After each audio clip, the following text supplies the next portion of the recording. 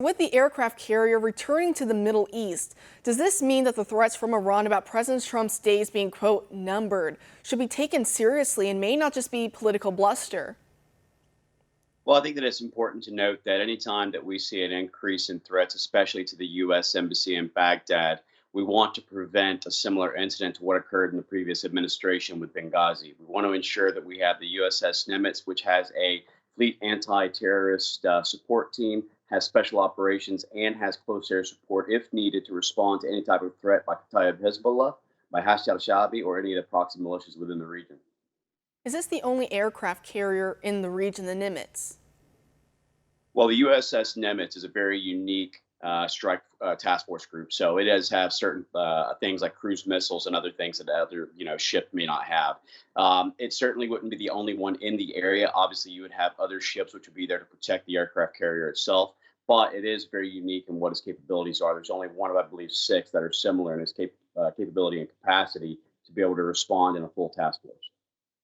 So a lot of this anger bubbling up from Iran is because we've just recently passed the 1-year mark of Qassim Soleimani being killed last year outside of Baghdad, an airport in Baghdad. 1 year later, World War III didn't break out. Remember, at the time, the media and Democrats assured us that it would, but here we are a year later. What do you make of that?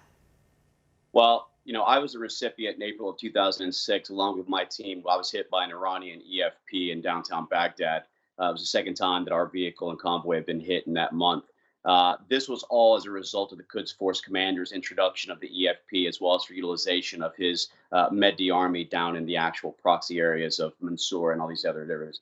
He killed over 600 American servicemen. He's wounded over thousands, far more dangerous than that of, even al-Baghdadi or any of the others. So I think that it was the appropriate time and the right time for the president to go forward in a counterterrorism strike, not only against Qasem Soleimani himself, but also against Abu Mahdi al-Muhandis, the leader of the Hashd al-Shaabi.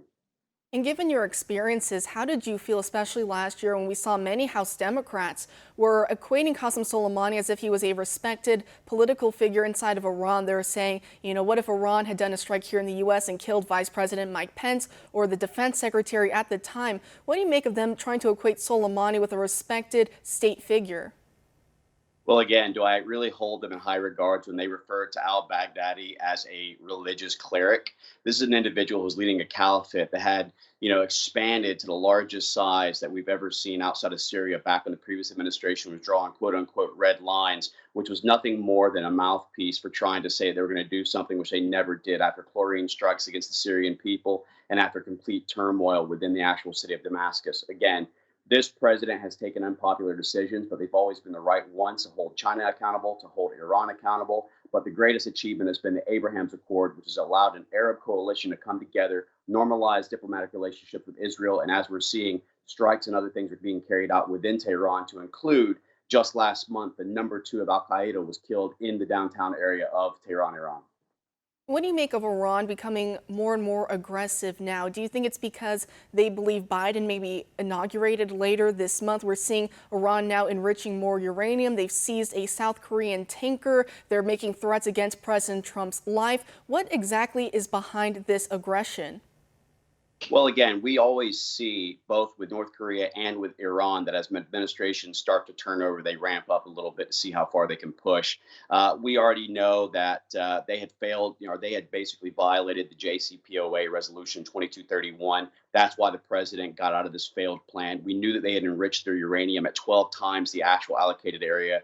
We knew that they violated the actual JCPOA agreements with sending mid-range ballistic missiles to the Houthis in Yemen to attack our allies.